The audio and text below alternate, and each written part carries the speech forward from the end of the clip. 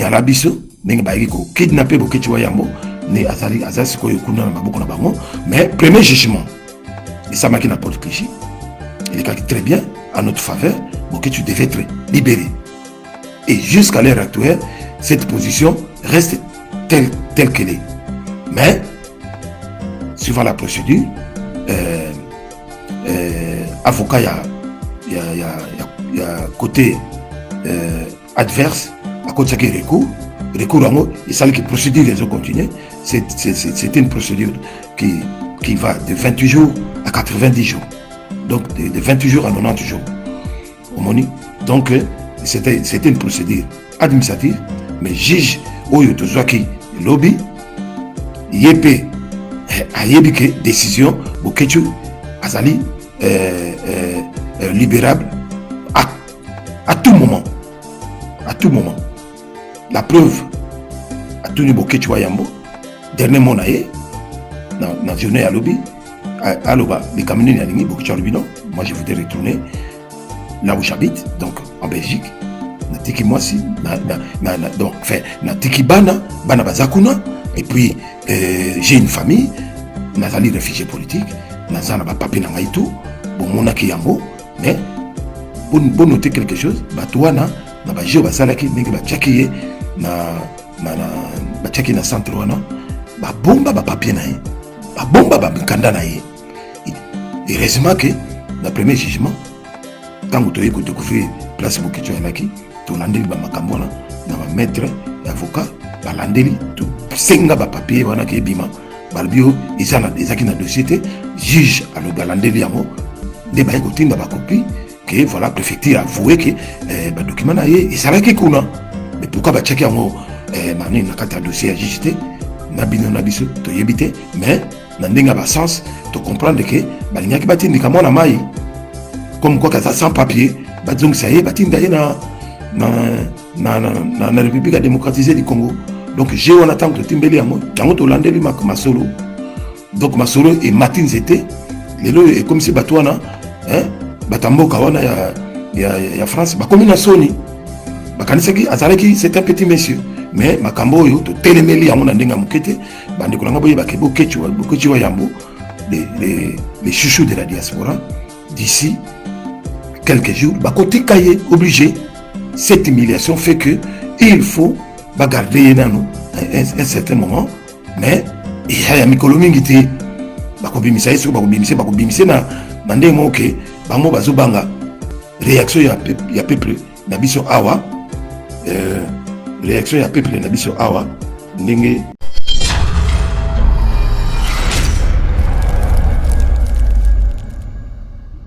de Gaulle Bokechi Wayambo oyo nzembo asala nzembo ya liboso ya révolution ya makasi oyo asala eloba mingi yango moni na tchaki yango pas de complexe moto soki alingi ayoka yango lisusu il suffit de taper pas de complexe sur internet okozwa nzembo wana ya pas de complexe. Voilà donc bandeko na ngai toketaki na France le 17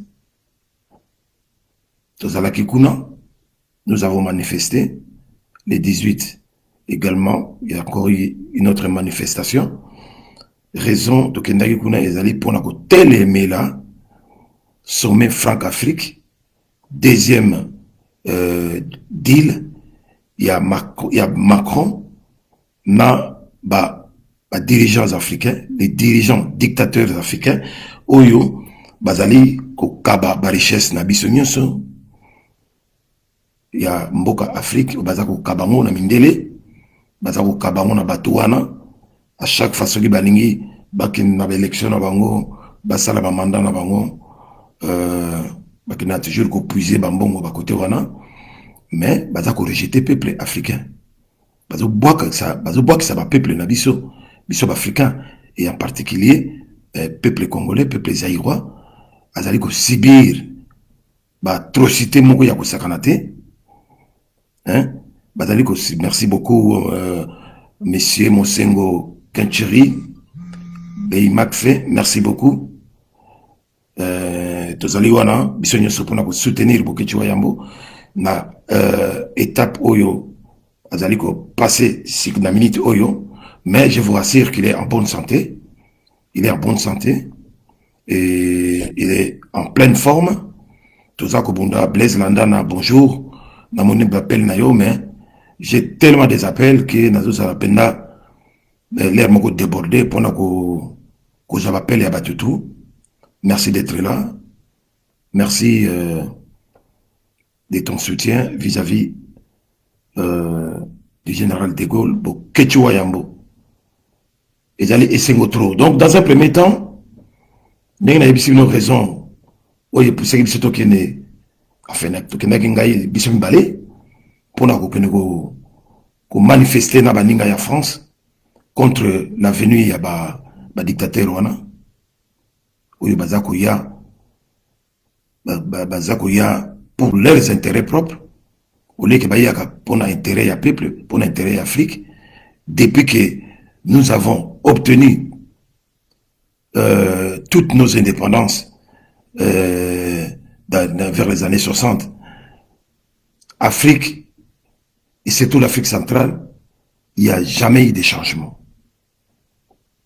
Il n'y a jamais eu de changement. Et qui sont les bénéficiaires? C'est toujours la France, la Belgique, les pays l'Europe, hein?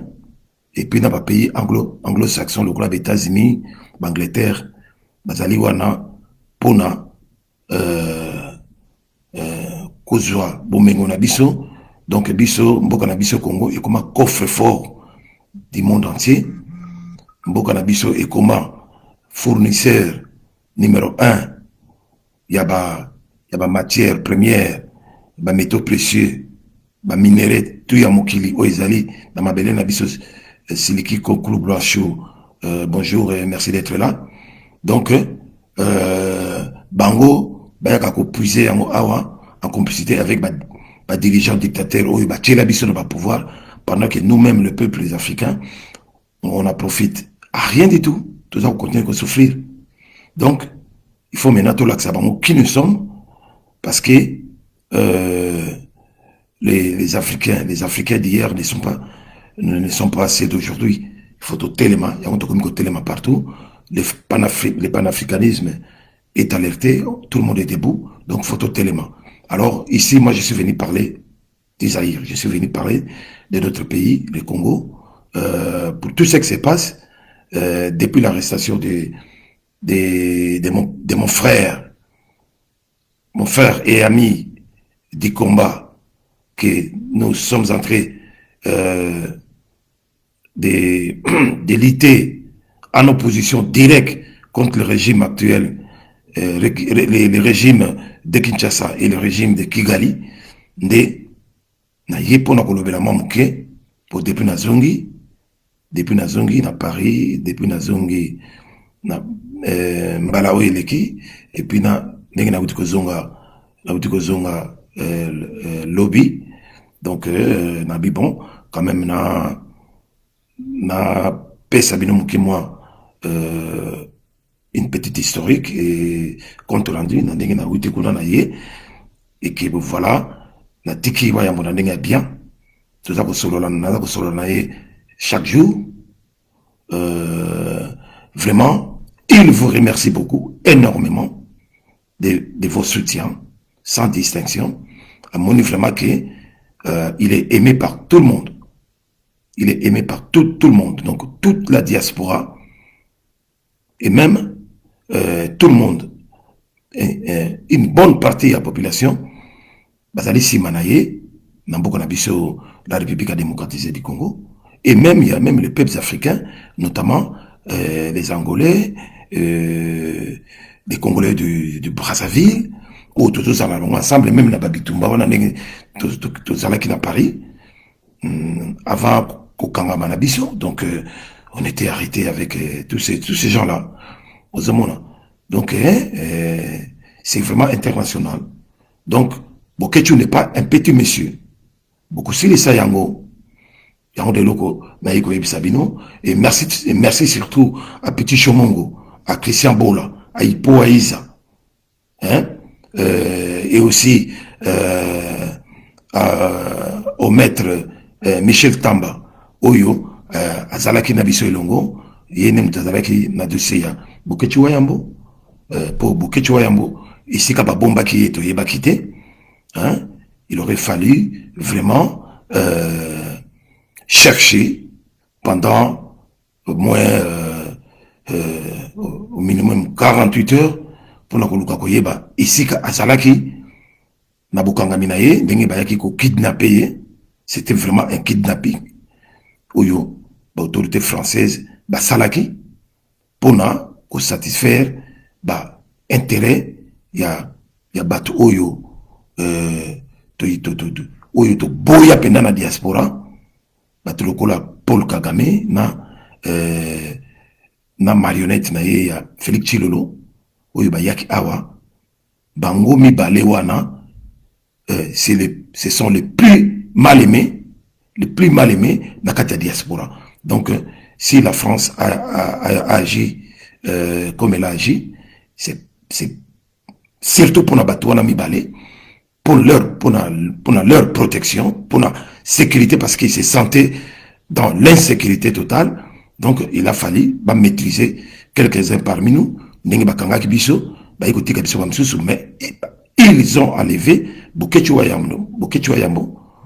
Et le corps Azalaki Mouké à côté. Excusez-moi. Allô? Nazoya Kalate. Nazoya n'a aussi son nom direct. Nazoya Kalate. Voilà, donc, excusez-moi pour le coup de fil. Et voilà, donc, ils ont planifié son enlèvement, en quelque sorte, tout ça tout le monde qui baoyo, tout kanisa bazabande kunabiso, ils étaient aussi dans les services. Il y a Félix Tshilolo, hein, en complicité na police française en civil, oyo bazalaki kolande la biso ning to zalaki kuna. Donc tout ça là qui manifestation ning et longo bani, malgré que premier jour les alaki non autorisés, mais tokendaki to komipe ti en face, il y a portail, il y a sortie, entrée na sortie, il y a réunion wana, il y a sommet franc-afrique, to manifester, to passer pe message comme il faut. Mais dommage, baye nenge basali musala bango, bambila nenge basala misala bango, baye memi biso balongoli biso na esika to banayi ko manifester to kota ki vraiment na carré na bango ndenge bayi ko bimisa biso ba contrôler biso ba identité na biso mais ba kidnappaki Bokechi Wayambo lelo oyo Bokechi Wayambo azali na maboko na bango to zalaki lobby na deuxième jugement na ye procès deuxième procès oyo salamaki na métro La Cité, cour d'appel de Paris. Na cour d'appel de Paris, on a yango ezalaki basengaki interjetaki appel ezali ministère public avocat ya préfecture de Paris basengaki recours contre la décision oyo bazwaki yango na première instance, première audience où ils allaient qui na porte Clichy, décision et juge Azalaki libération il y a Bokechi Wayambo qui Azalaki Mutumoko ba libéré parce que l'élément onyoso et pesamaki il a que oui Bokechi Wayambo a été reconnu parce que c'est un réfugié politique. Hein? Azana statut, il y a réfugié politique en Belgique. Avant la Belgique, ça fait plus ou moins 20 ans qu'Azana Belgique. Awa. Et puis, Azali na statut na réfugié politique, Azana passeport rouge, Azana titre na voyage, Azali résident en Belgique, il a de la famille, Azana bana, donc, et puis, il n'a jamais causé de tort à personne. bato oyo bazosala bacrime contre l'humanité bazali, bato bazosala bacrimes économiques bazali, bato oyo bazali kosala désordre, terrorisme bazali, mais bazowela kukanga moto lokola Bokichi Wayambo oyo azali n'est qu'un simple activiste, oyo azali opposant dans na kati ya véritable opposition oyo biso tozali kobunda awa na poto, hein, peuple mokonzi, y compris na bandeko mususu toza kobunda na bango elongo, ou tozali contre nini dictature na occupation oyo ezako salama na mboka na biso Congo, oyo bazako utiliser réduire le peuple presque en esclavage, oyo peuple azali embrigadé, emprisonné à ciel ouvert, peuple ayebisi loka kosala te, peuple azangi mai, peuple azangi courant, peuple azangi nyonso oyo akokozanga. Voilà donc mboka na biso moko me peuple wana akomi lokola étranger dans son propre pays. Ezalaka te tolobi tokotelemela bato oyo tokotika bango te, tokotelemela bato oyo tokotika bango te, yango mosala oyo biso toza kosala na mboka wana. Et voilà, totelemeli yango toza kokenda partout oyo esengi ke il faut tokenda mpona kodéfendre honneur ya peuple na biso, et puis kodéfendre koluka liberté ya mboka na biso Zaïre. Voilà, tobomi motu te, totomoli motu te, mais bato oyo bakoteli biso na sa makolo balingi étouffer biso, balingi étouffer biso. Voilà, donc cause ya arrestation ya Bokichi Wayambo nakoloba ezali des raisons fondamentales. Cause ya Bokichi ya arrestation na ye na ou enlèvement na ye, raison ya liboso ezali lokola bato wana ils étaient vraiment décidés basala réunion na bango oyo basalaka contre les peuples africains, contre Afrique, bango il fallait basala yango na Macron. Voilà, raison du fond ezali arrestation ya Bokechu, parce que Bokechu dérange beaucoup. Bokechu à travers toute la diaspora combattante dérange beaucoup. Au même titre que Dr Mukwege ndenge pe azako déranger occupation rwandaise na Congo, ndenge azako déranger régime ya Kinshasa na ya Kigali pour na rapport mapping ya ONU pour son installation en République démocratisée du Congo, et ça a dérangé bango beaucoup. Et ça a dérangé Kigali, et ça a dérangé Kinshasa, et ça a dérangé État français. Bokechu dérange beaucoup. Bokechu dérange beaucoup. Donc, c'est la raison du fond au Yobakangi. Donc, ils allaient raison politique. Donc, il y a 3 mains noires na Simanango. Ils allaient 3 mains noires na Simanango. Bon, excusez-moi, ils ont moutazali gobenga, mais à éviter que Nazali na direct. Voilà.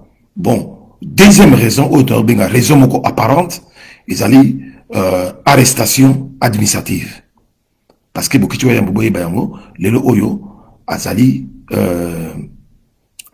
isolé, azali interné na centre moko na Vincennes, centre wana yali centre oyo batiaka batutu oyo bazali na ba problème administratif, problème administratif na France, izali bat oyo bazali basenga ba asile politique bazwa yango te, bana ba problème ya mikanda, bat oyo bazali ba sans papier, bat oyo tout oyo bazali expulsable, bat tout oyo bakozonga sa bango d'un moment à l'autre na bamboka na bango bazali kuna. Donc justice administrative yango mutu ekataka, yango mutu eswa ba décision pona ba expulsion ya bato wana. Donc Bokechi Wayambo bakanga ki na ba problème oyo dans la vie politique, mais transformer en haut, ko bimisa, ko tiango et comment na ba raison administrative. Et puis ce qui est dommage, au moni bango baloli makambo wana parce que bamona que dépassé déjà 48 heures. Dépassé 48 heures oyo normalement mutunyo ce qui bakangi suivant la loi ce kazali na garde à vue beaucoup dépassé 48 heures. Vu que dépassé 48 heures bakokai ko tiaye na raison oyo de raison apparente raison administrative bakokai ko tiaye les sus bakokai ko tiaye na prison te oyo pas détenu bazali parce que kuna ezana batu bazana ba faire pénal mais yé lokola maquiller yango batie yango raison moko administrative c'est-à-dire makambo itali batie esika ba internet esika bato baza ba sans papier bato baza ba problème ke ba espécier bango na centre wana batie kuna oyo epai bokechi wayambo azali kuna voilà eza problème wana ya raison apparente wana ezali problème esalama na 2015 il faut rappeler de qu'on a vu beaucoup que il a été interdit, il a été c'était pour cause de non-respect de l'interdiction des séjours en France. Yangowana, d'ailleurs qui n'était pas notifié, interdiction à séjourner en France. En 2015, mesure wana interdiction ministérielle koyaki na 2015 que akoki jamais ko séjourner les sous en France pour na bakatsaka na bakendaka na France pour manifester contre la venue ya batruka ba Paul Kagame et tout ça. Donc et na alias Joseph Kabila parce que c'était à l'époque de Joseph Kabila. Alias Kabila, donc ça qui est à côté de la en France, mais il n'a jamais été notifié et c'était prouvé parce que l'État français même il n'a même pas pu présenter quelque chose dans ces genres-là comme accusé de réception, retour et accusé de réception. Il y a beaucoup de Yambo. Oui, Azala qui notifié. Non, il n'était pas notifié. La preuve, nous on venait chaque fois. Séjourner à Paris, Makambo sur Italie, combat et tout ça, même, et voire même qu'on était tout le temps contrôlé, mais jamais Batikala pour Banabokechu, qu'on reprochait de venir en France, de séjourner en France et tout ça, jamais, aucune fois reproché, parce que il l'a comme qu'ils allaient quitter.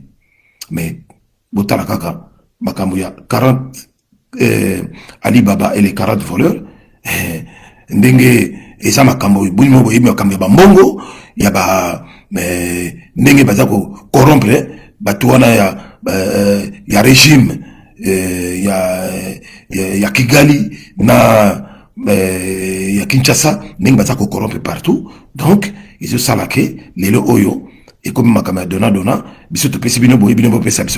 donc en quelque sorte on était piégé, lande la biso, signa la biso, kidnappé bokechi wayambo, ne azali ko yokuna na maboko na bango, mais premier jugement, et ça m'a qui n'apporte cliché, il est très bien, à notre faveur, bokechi devait être libéré.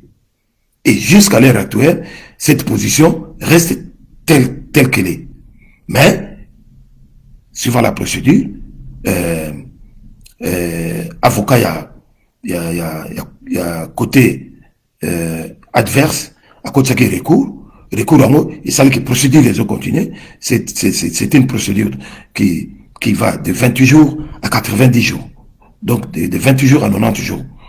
Au moni. Donc, c'était une procédure administrative, mais juge, Oyo Tozwaki, lobby, yépé, ayébike décision bokechu azali libérable à tout moment la preuve à tout niveau bokechu wayambo dernier monaye na journée à lobby aloba les camions yalingi bokechu lobby non moi je voudrais retourner là où j'habite donc en Belgique na tiki mwasi donc enfin na tiki bana bazakuna et puis j'ai une famille nazali réfugié politique nazana ba papier na ngai tout bon monaki yango mais bon noter quelque chose batwana na ba jeu basalaki ndenge ba tchakiye na ba tchaki na centre wana ba bomba ba papier na ye ba bomba ba mikanda na ye heureusement que na premier jugement tant que tu découvrir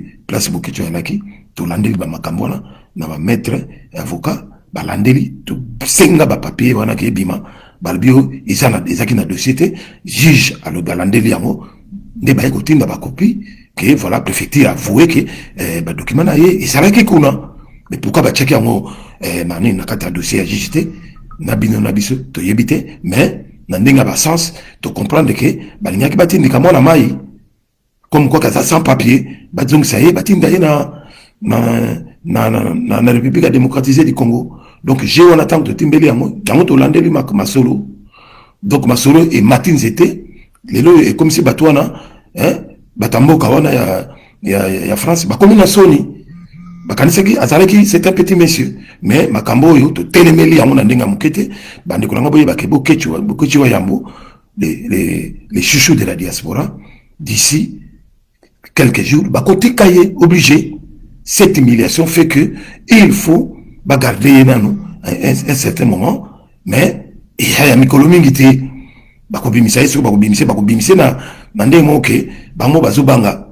réaction ya peuple na biso awa réaction ya peuple na biso awa ndenge bamo ba yebeli que ceux qui bakobimisa ndenge babimisaka batu et puis ba reconduire na niveau ya frontière parce que tant batuni na jugement ou tozaki na lobby et comme à un moment donné batuni juge atuni avocate ya préfecture oui mais qu'est-ce que vous avez fait?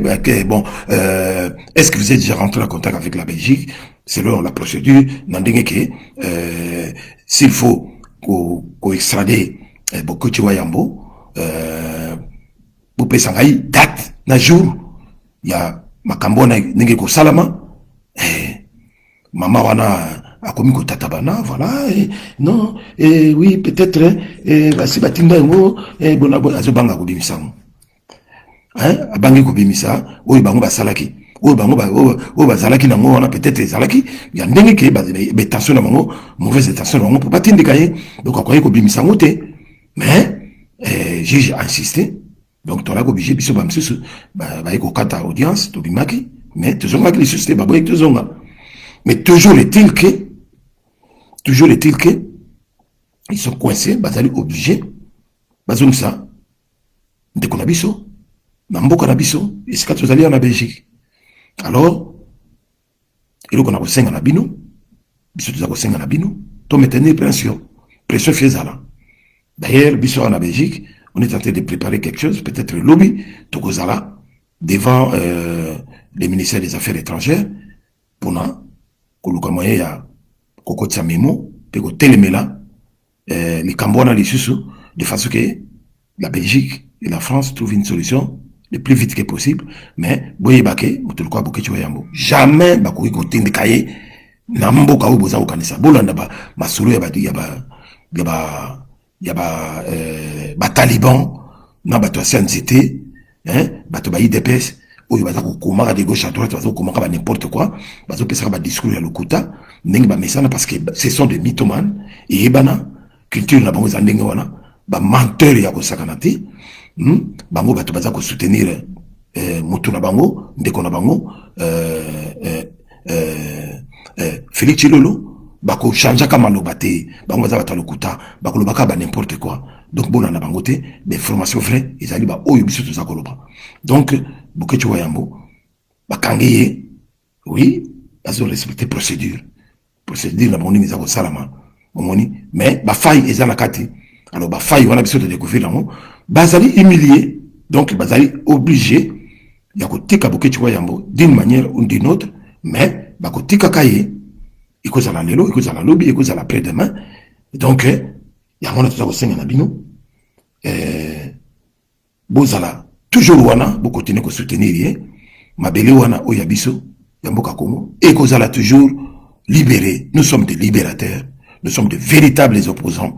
Nabande Konyonso, tous à cause de coup de fil, et belé ya et belé, tous à cause de pelle yandenge nandenge, pour Nabokechu Wayambo, tout soutenir, tout continuer à soutenir, et tout à continuer à soutenir, hein, ceux qui, à cause de la expulsable, à cause de la reconduit vers la frontière, ça sera la frontière belge, à cause de la Belgique. Hein? À cause de la Belgique. Donc, na jugement où il y a lobby,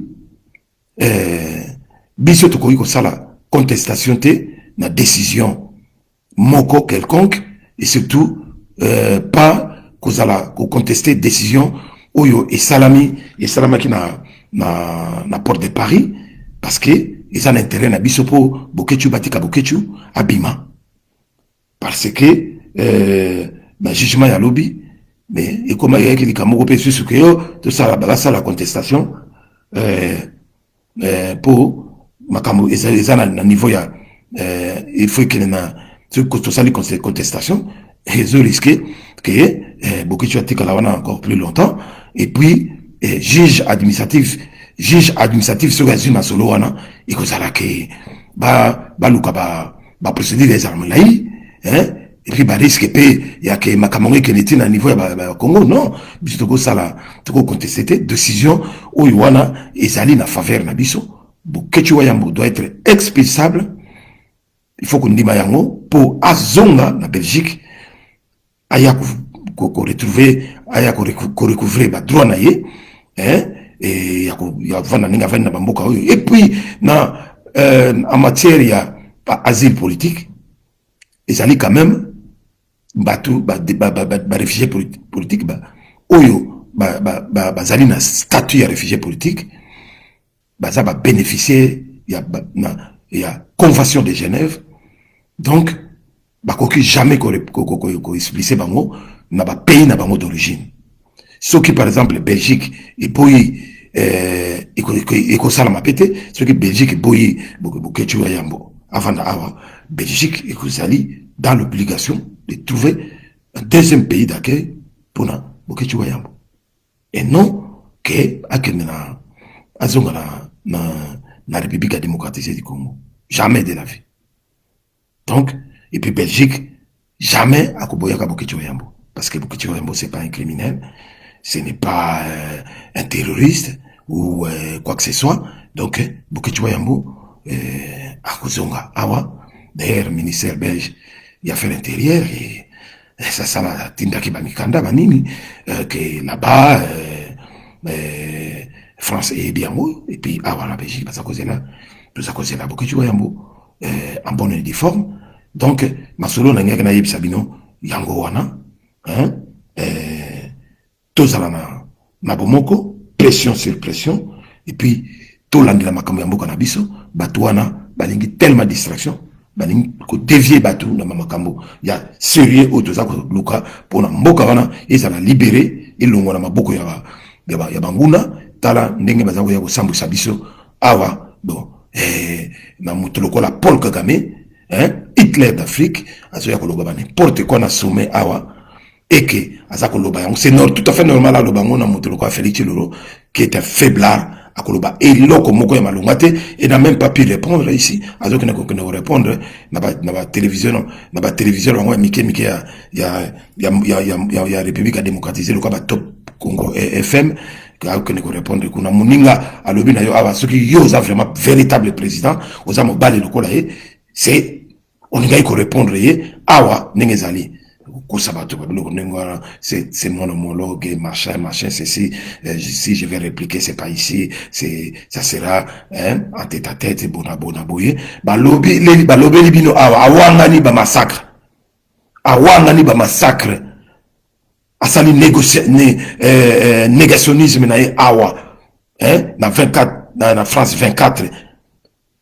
Alobi yango ke ba rapport mapping izaba makamba lukuta ba docteur Mukwege baza ba pareil ba uni baza ko kene ko ba n'importe quoi awa vis-à-vis na yo ozoloba ke le Congo n'a jamais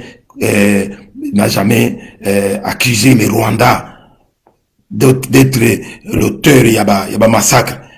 Vraiment, il faut être, vraiment, je sais pas, il faut avoir quelque chose qui est dérangé dans la tête pour la Kolobambelo Koyandengona, ils ont Mavatro, Biso peuple congolais, donc tout c'est Pelaka, Naka Game, Napol Kagame, hein, Biso Nyuso Tozali, Batoyi dépesté, Oyoboyambaki, Paul Kagame, en plein stade de martyrs. Biso tout Tozandenge Mokona, Naï dépesté, Tozandengona Bataille Nassan Zétété. Donc, Félix Lolo ne confond jamais les choses. Il faut pas qu'on confondre la relation privée na la relation d'état en état. Voilà. Donc, je termine par là pour nous dire que nous ne sommes pas des idiots, mais vous aurez affaire à des gens vraiment bien déterminés pour nous sukisayo parce que mboka wana ezali ya yote, mboka wana ezali ya IDPST, bino tout boko landa Paul Kagame na Kigali. Bani kolanga na suki wana pour la vilo, on a nango pona éclaircir bino, na yebisa bino mama solo mukene ki to kuna, bokeju est toujours libérable.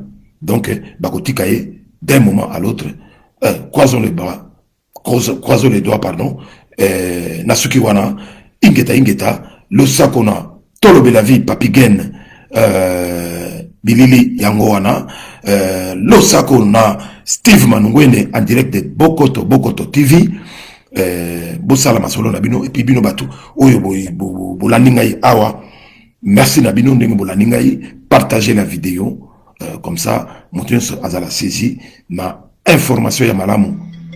Voilà donc na suki wana merci beaucoup botika la malamu na ndenge bolandingai tokomi mbala sima au prochain numéro. Ingeta, ciao.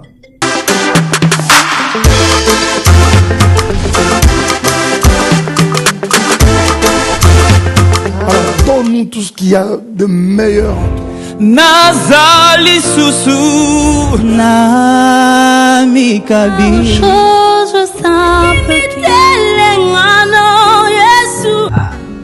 Et on est né là. You do. Je te dis que je vais reviens. Ces candidats me donnent envie de chanter.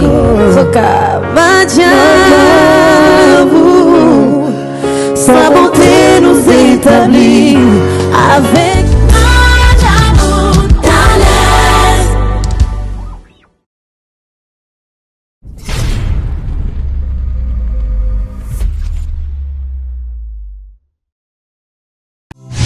Deko mwasi pe ya mobali Posanzo tezali moko ya ba 5 organes d'essence to sengeli combattre là.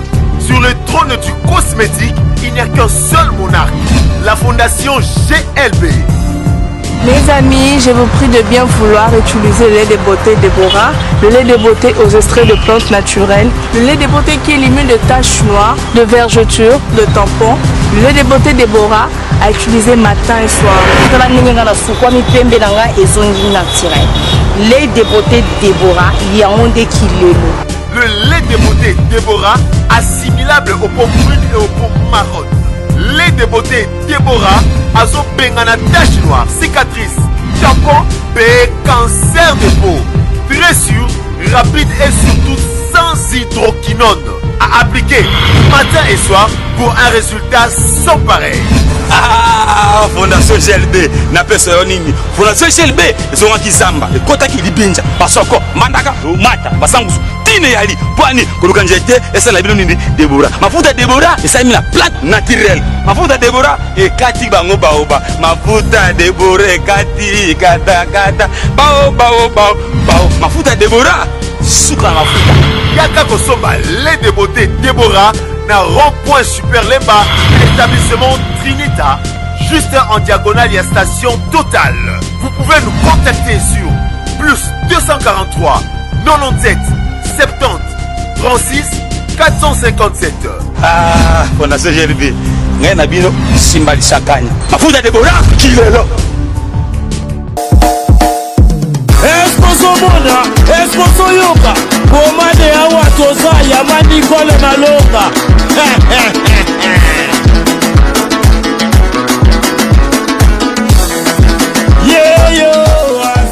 Salamu mwasi aza na kibombi lisima oyo akanisisinga pauvre mama nebinwe aza ya kotonda aza na 3 chambres salon cuisine na salle de bain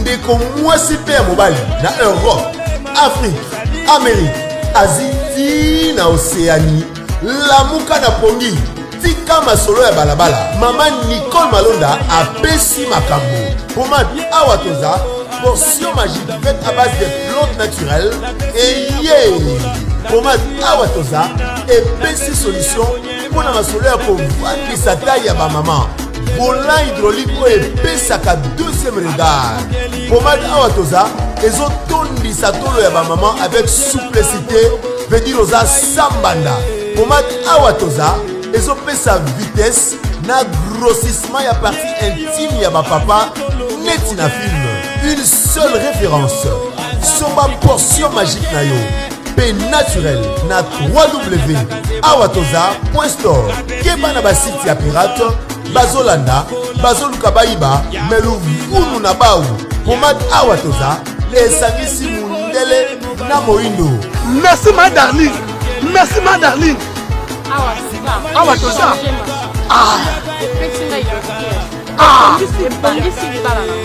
Na awatoza. Mama basepeli, papa basepeli.